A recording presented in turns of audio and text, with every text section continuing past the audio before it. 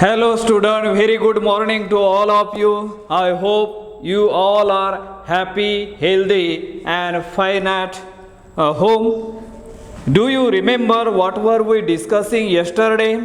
I think we were discussing about the classification of carbohydrates, and as we know that carbohydrate means what? Polyhydroxyaldehyde or ketone is known as carbohydrates or polyhydrox or simple chemical reaction which shows the polyhydroxy optically active aldehyde or ketone on hydrolysis is known as carbohydrate, and that carbohydrate mainly broadly divided into three types. We have learned that one. First one is a monosaccharide, second one is a oligosaccharide, and third one is a polysaccharide. So these are the three different classification of carbohydrates, and that monosaccharide do not further hydrolyze, and the example of monosaccharides are best example are glucose, fructose, ribose. These are the different example of monosaccharides, and second one is known as a oligosaccharide, and that oligosaccharide further divided into three types.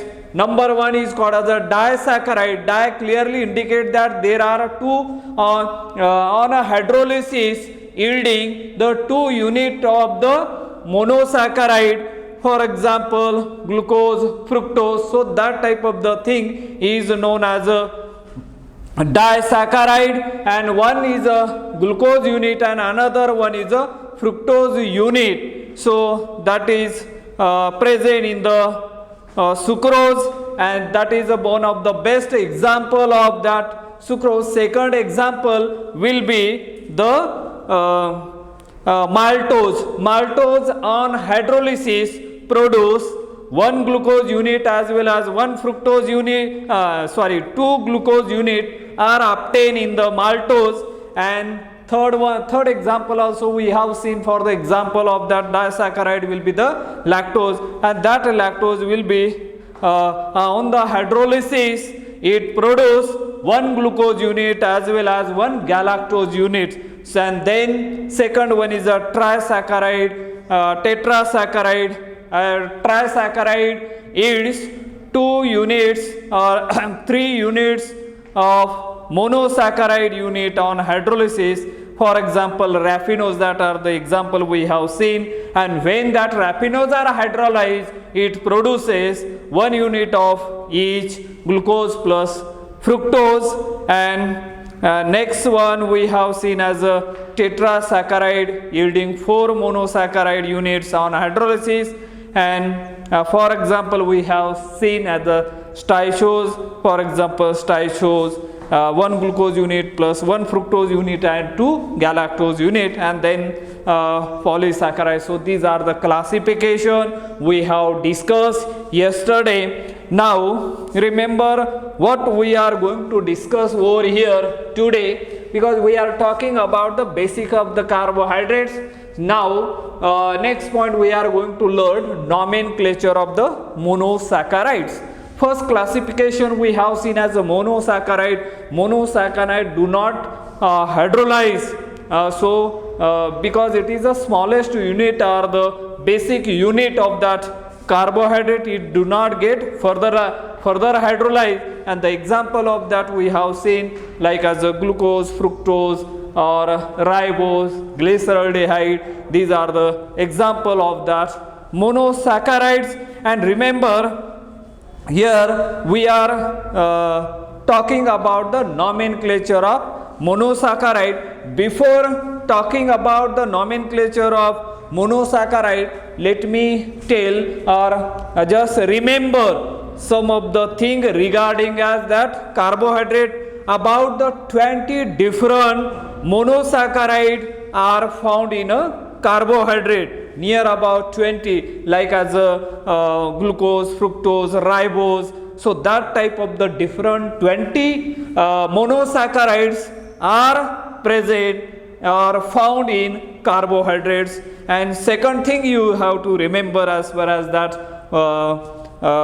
carbohydrates are concerned, disaccharides are the most common oligosaccharides. The two monosaccharide unit in disaccharide may be same or different. And third, regarding as a polysaccharide, you remember polysaccharide starch is a common ingredient of food grains.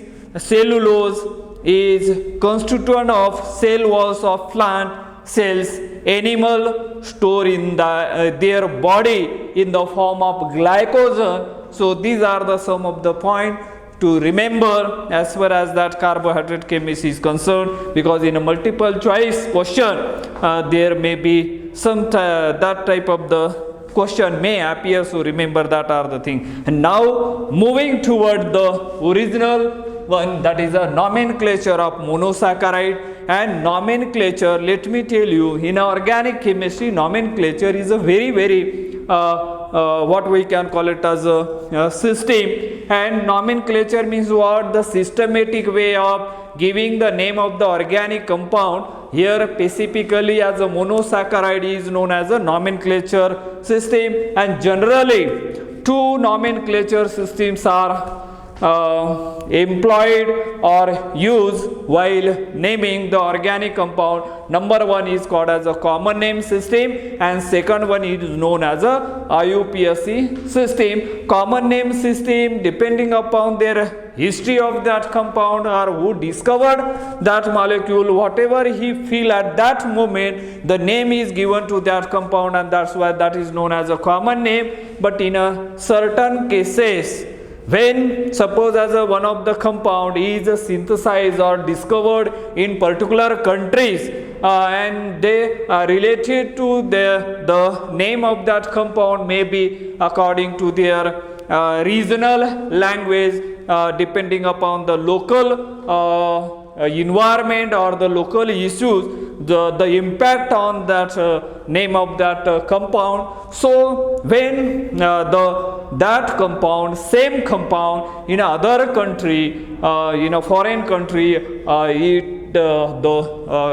the chemists are the name of that common may be as a different there. In Russia different name, in America different names are the same compound but the different names are there.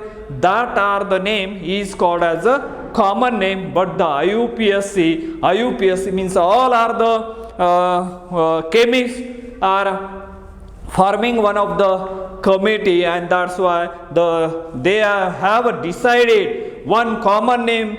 So if you go in any countries, you will find the same and only one name of that particular compound, and that's why it is called as a Iupsc, and that is the Iupsc nomenclature system. So two nomenclature system, one is a travel or common name system and another one is a Iupsc nomenclature system. The full form of Iupsc, most of the students are not unable to give the full form of that nomenclature system. Let me tell you, I stand for international, you stand for Union of Pure and Applied Chemistry. So that is the simplest. There are the certain rules are there. By applying those rules, by following those rules, we can give the correct name of that particular organic compound, and that is known as a Iupsc nomenclature systems are there. So remember, this is about the nomenclature system. And now according to Iupsc system of nomenclature, general name for monosaccharide is a glycose. General name of that monosaccharide is a glycose. So this is the common name of this compound. Monosaccharide is a glycose, and look at the last suffix OAC indicate as a sugar unit. This is a sugar unit. That OAC was is a sugar unit found in, and therefore monosaccharide, the Iupsc, according to the Iupsc, the last suffix is OAC, means glycose is the name of that monosaccharide. And monosaccharide with one aldehydic carbonyl group is called as a aldose. As we know that monosaccharide or carbohydrates are polyhydroxy aldehyde. Do you remember that polyhydroxy aldehyde? Polyhydroxy aldehyde or polyhydroxy ketone, optically active compound is known as a carbohydrate. Here aldehydic group means which group is this one, C double bond OH. This group is present in a carbohydrates are there, and that is called as a aldehydic group, or sometime it is referred as a Fermyl group. This Fermyl group is such type of the aldehydic groups are present, then that aldehydic carbonyl group is called aldose. This one is called as a aldose. You remember this one is called as aldose. When the monosaccharide, according to the Iupsc, the name of that compound are glycose, but that aldehyde containing compound are called as aldose. Suppose that containing as a sometime containing as a ketone as a functional group, ketonic functional group, and at that time you can give the Iupsc name of that compound is a ketose, right? Ketose. Just remember as a ketone, first three letter keto, and OAC, as we know that this is a sugar aldehyde, ALD 3 word, and just connect, just attach OS, you will get as a that Iupsc name, aldose, ketose, and this is a glycose. Monosaccharides are there, and while that one ketonic carbonyl group is called as a ketose, and these names are further modified in accordance with the total number of carbon atom in the monosaccharide, because there are the different monosaccharides are there. Simplest monosaccharides are glyceraldehyde, as we know that this is a glyceraldehyde, and then we can call it as a as we know that the structure of glyceraldehyde is everybody knows that, right? Simplest monosaccharide, suppose as the glyceraldehyde, as we know that that is the reference compound, this CHO, then we are writing as a OH, and this carbohydrate chemistry, remember these carbohydrate compound or that structure are written according to as a Fisher projection formula. Keep in mind, Fisher projection formula always written vertically, and there and this CHO bond or this bond is going away from us, observer. Those are the horizontal group, they are coming toward the observer, that you have to remember, and here is a CH2 and OH. This is a reference compound, this is a glyceraldehyde, as we know that this is a normally it is a D-glyceraldehyde, D plus glyceraldehyde, this one glyceraldehyde, that is the common name of this compound. This is a common name of this compound, and as we know why I am putting as a D, all the naturally occurring carbohydrates are D series, means how they are. Look at here, these are the optically active compound. Optically active, boy, this glyceraldehyde is optically active because only one chiral center is present over there. Chiral center means what? The carbon atom carries a 4 different group around it, is known as a chiral carbon. Here look at, this is a chiral carbon, and it is always shown by the asterisk, and that it clearly indicates that there are the 4 different groups attached to this carbon atom, and that center is known as a chiral center, or it is known as a chiral carbon atom attached to the 4 different group. Look at here, one is a aldehyde group, one is a hydroxy group, one is a CH2OH group, and one is a hydrogen group. Even though in the carbon skeleton, if you observe carefully, what do you see? There are 3 carbon atoms in the straight chain. They are written vertically according to as a Fisher projection formula. So these are the 3 carbon atoms. And now the D means what? Remember here, in always remember, I am marking this one dot dot dot dot dot, means this is a chiral center, that is a lower the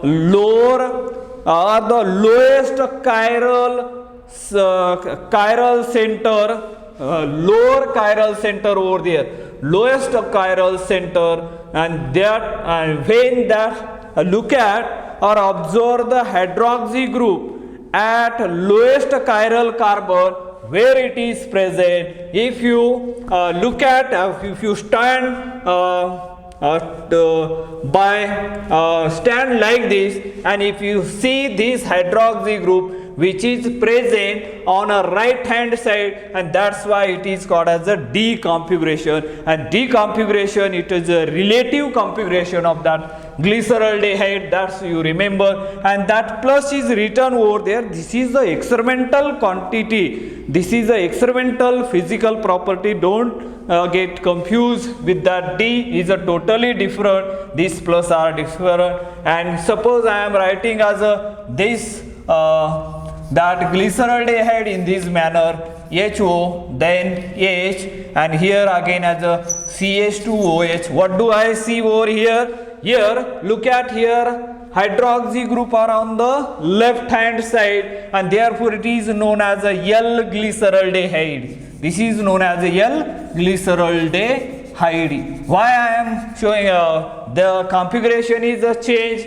Here is a D-glyceraldehyde, here is a L-glyceraldehyde. L-glyceraldehyde means hydroxy group are on the left hand side when we are putting our this compound vertically, and only just look at the hydroxy group where it is present. Whether it is present on right hand side, then you can call it as a D, and if it is present on the right hand side, left hand side, then you call it as a L configuration. That D and L configuration are the relative configuration. They are just generally these relative configuration are used in carbohydrate chemistry as well as in alpha amino acids, because in these two chemistries we are using this type of the relative configuration, and they are very useful because naturally occurring carbohydrates are present in a D series, whereas naturally occurring alpha amino acids are present in a L configuration. And when you might be heard about that R and S configuration, right? And here R and S configuration, you might be knowing that R and S configuration are known as absolute configuration.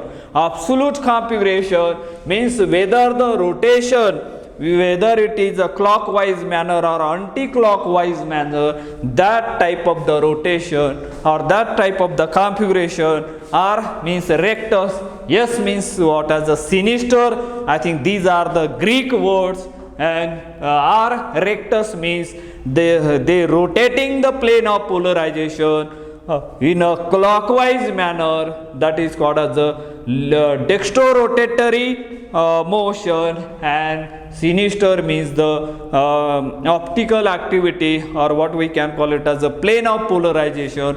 Rotate to the leo-rotatory means that anti-clockwise manner, and anti-clockwise rotation are occur, that's why RAS configuration, and they are deciding on the basis of priority number, or we can call it as a CIP rule. You know that CIP rule means Kahn, Ingold, Prelog. These three scientists, they formulated one of the rule for assigning R and S configuration, that is known as a sequence rule. Sequence rules means what? Arranging the group or atom around the chiral center is known as a sequence rule, and there are the four rules are there. Number one is called as atomic number. number 2 rule is called as the next atom, number 3 is called as a double bond or triple bond, and number 4 is known as isotope. By you keeping these rules in your mind, you have to assign you first. There are 4 priority numbers are there, 1, 2, 3 and 4, that are the same. So let us see here, suppose as these are the 4 different group. Look at here, atomic number, here oxygen atom, here carbon atom, hydrogen atom. Out of that 4, which one has a highest atomic number? Oxygen atom has a highest atomic number, therefore it will get the first priority. Then you can circle it. Now look at here, 2 carbon atoms are there, then you cannot apply for both the having as a atomic number are 6. Now go for the second rule. What is that second rule? Second rule is the next atom. If you look at here, this carbon atom, and here also as a carbon atom, next atom, here 2 hydrogen and 1 oxygen, here again, here carbon double bonds are there. Then go for the third rule. Carbon double bond is nothing but as a 2 oxygen atom over here and 1 hydrogen atom, and this carbon atom has 1 oxygen atom and 2 hydrogen atom. If you see over here, definitely there are 2 oxygen atom, it will be the bigger than this one, and therefore it will get the second priority, and this will get the third priority. And as we know that hydrogen has a 4th priority, and just by look at there, 1, 2, 3, what type of the rotation it is? It is a S rotation, and now 4th priority which is present at a horizontal one, and therefore this original configuration should be changed. So I am showing as a direct method. So this glyceraldehyde has a configuration is a R configuration. R configuration means, or in short, you remember, if the hydroxy group in a carbohydrate, if they are present on a right hand side, there must be the R configuration. That is the thing you should remember over here. And if it is on a left hand side, that carbohydrate must show the S configuration. S configuration. So that is the very important point you should remember while assigning as a R and S configuration. So that is there. So that is somewhat stereochemistry we have seen here. So we are talking about the nomenclature of this compound. So here now what will be the Iupsc name of that glyceraldehyde now here? So see the 3 carbon atoms over there. This is a common name. Glyceraldehyde is a common name, you know that, right? Glyceraldehyde. But according to as a nomenclature system of a monosaccharide, what would be the what we can call as a common name, Iupsc name of this compound should be the triose. 1, 2, 3 carbon atoms are there. 3 means triose. So this is the Iupsc name of that glyceraldehyde triose, because there are the 3 carbon atom present in that compound, and therefore it is known as a triose. Suppose everybody knows as a glucose structure, right? And glucose structure, as we know that here CHO, then 1, 2, 3, 4, 4, and then last one is a CH2OH, right? So this is, there are the here that depending upon the number of carbon atoms are, and you might be knowing the molecular formula of glucose is C6H12 and O6, right? And therefore the Iupsc name of that, depending upon the number of carbon atoms are there. There are 3 carbon atoms, that's why we are calling it as a triose Iupsc, and the name of this is a hexose, because 6 carbon atoms are in a molecular formula, and therefore we can call it as a, this is a hexose is a common name of this compound, Iupsc name of that glucose. And generally that glucose we are writing, do you remember the glucose? We are going to synthesize that glucose. How to write this one? OH, then OH, hydrogen atom, then HO, H, OH, and yes, I think this is the structure of the D-glucose. Remember why I am giving as a name of this compound is a D-glucose, because this is a there are can you tell me how many number of chiral carbon or the chiral center present in the glucose? Chiral, just now I told you that chiral means what? 4 different group attached to that carbon atom is known as a chiral center. Look at, this is one of the chiral center, second chiral center, third chiral center, and the fourth chiral center. Out of 6 carbon atom, 4 carbon atom are the chiral center, and therefore can you tell me the number of isomer means what? Having same molecular formula but different structure is known as isomer. And isomer, such type of the chiral, they are going to get as a enantiomer according to as a Wand's rule. Wand's rule, that is if chiral centers are there, then they are giving 2 raised to n isomers are possible. Isomer, remember, this is a very important as far as this type of the what we can call it as a when we are this is a general information I am talking about here. Want of rule, that it depend upon the chiral center. Suppose that having as a chiral center only n indicate as a number of chiral center here, where n is equal to number of chiral center, that you have to remember here, where n is a number of chiral center. If you look at here, glyceraldehyde, how many chiral carbon do you see over here? If only 1 is there, and therefore 2 raised to 1 is equal to 2, means there are the 2 isomers. What are those 2 isomers?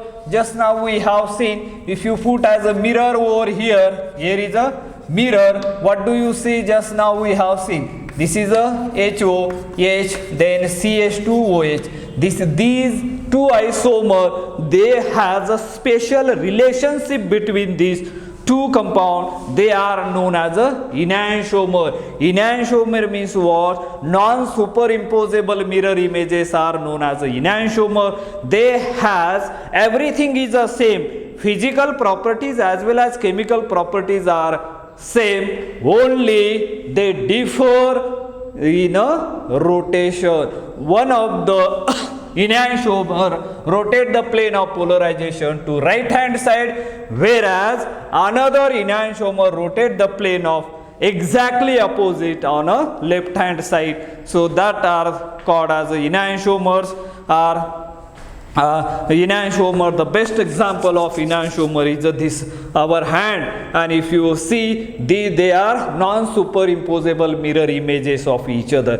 This type of the they only as a if you see this hand, if you see this hand in a mirror, or if you stand in front of the mirror, what do you see? Only the left hand side in a mirror, left hand and right hand only as a changing. If my right hand side here in a mirror, you can see there is a left hand side. So that is the change, means only the rotation of that is a change over there, and that's why that are called as a enantiomer. Non-superimposable mirror images are called as a enantiomer. And now in a glucose, how many enantiomers are possible? Can you imagine? Just put as a number of En over here. Look at, count the number of chiral center in a glucose. This is the structure of D plus glucose. This is the structure of D plus glucose. D plus glucose is a common name of this, and the actual Iupsc name is a hexose, because that is depending upon the or we can call it as aldose, right? Aldohexose, that is the Iupsc name of this compound. This D-glucose is a common name, whereas aldohexose is a Iupsc name. Aldohexose, this aldo hexose. Aldehyde group is there, 6 carbon atom are there, and OH is called as a sugar unit. So this is the these are the what we can call it as a nomenclature system of these monosaccharides. Now I am talking about how many isomers are possible. So if you see over here, 1, 2, 3, 4 chiral carbon atoms are there. So 2 raised to 4 is equal to 2 into 2 into 2 into 2. So total you will get as a 6. Means 6 different structure, isomeric structure you are going to get, and out of that 16, one of them must be as a D-glucose. Remember, out of the 16 same, because we having as a same structural formula, same molecular formula C6H12O6, but there are 16 possible isomers are possible, and out of that 16, one of them is a glucose, and that glucose we are going to study. It is one of the monosaccharide over there. And another one here, C16O12O6, this is a glucose, as well as we can call it as a fructose, and that fructose C6H12O6 is also, and this is called as a ketose. Suppose this is there, then we can call it as a ketose, and with a 6 carbon, and is therefore it is a ketohexose. So that is the name of that, and you that give the Iupsc name of the following monosaccharides. Suppose as these are the some of the compounds are there, then we can here is aldehyde group. Triose is a 3 name, so we can call it as a aldotriose. Aldotriose, that will be the Iupsc name of this glyceraldehyde, not the triose. This is a aldotriose. Aldo indicate as aldehyde groups are there, and therefore aldotriose, that is the Iupsc name. Similar to glyceraldehyde, we are calling it as a aldohexose. So these are the nomenclature system of this compound. So here just remember, let me give some of the example over there, then you can give the Iupsc name of those compound. Let me draw some of the structure, monosaccharide structure over here. You just have to give the correct Iupsc name of those compound. Let me draw some of the compound over here. Let us see here. Suppose CH2, then CHOH twice, then CH2OH, CH2OH. I am roughly writing these are the compound. Number 2 maybe as a CHO, then what we can call it as here CHOH, then 4 time, then there may be as a CH2OH, then third structure may be this one CH2OH, then C double bond O, then CHOH 3 time, and then CH2OH. Then let me draw again some of the compounds. CH2OH, then CH maybe as a okay, these 3 structures are, let us try to give the Iupsc name of the following monosaccharide. Suppose question may be like this: give Iupsc names of the following monosaccharides. Monosaccharides, and here what you have to find over there. And as we know that carbohydrates are polyhydroxyaldehyde are the ketone. Now look at here, hydroxy groups are there, and number of carbon atom you have to count here 1, 2, 3 and 4, right? 2, 3 and 4, and therefore you can, and there is aldehyde group aldopentose, not aldotriose, I think aldotetrose. aldotetrose. The IUPAC name of this compound is aldotetrose. Look at here, 1, 2, 3 and 4. Tetra means 4 and therefore aldotetrose. The IUPAC name of this compound aldotetrose, and the IUPAC name of this compound will be 4, 5 and 6, and as we know that this is a aldohexose. That will be the IUPAC name of this compound. And if you see over here, again 1, 2, 3, 4, 5 are there, right? 5, 6 are there. 3, 4, 5 and 6. There are 6 are there. What type of the group it is? There is a keto group. Therefore, it is a ketohexose. That will be the IUPAC name of this compound. So, in this way, you can give the IUPAC name of these compounds. So, I think with this, let us stop today here. Remaining we will see in the next lecture. Thank you. Have a nice day.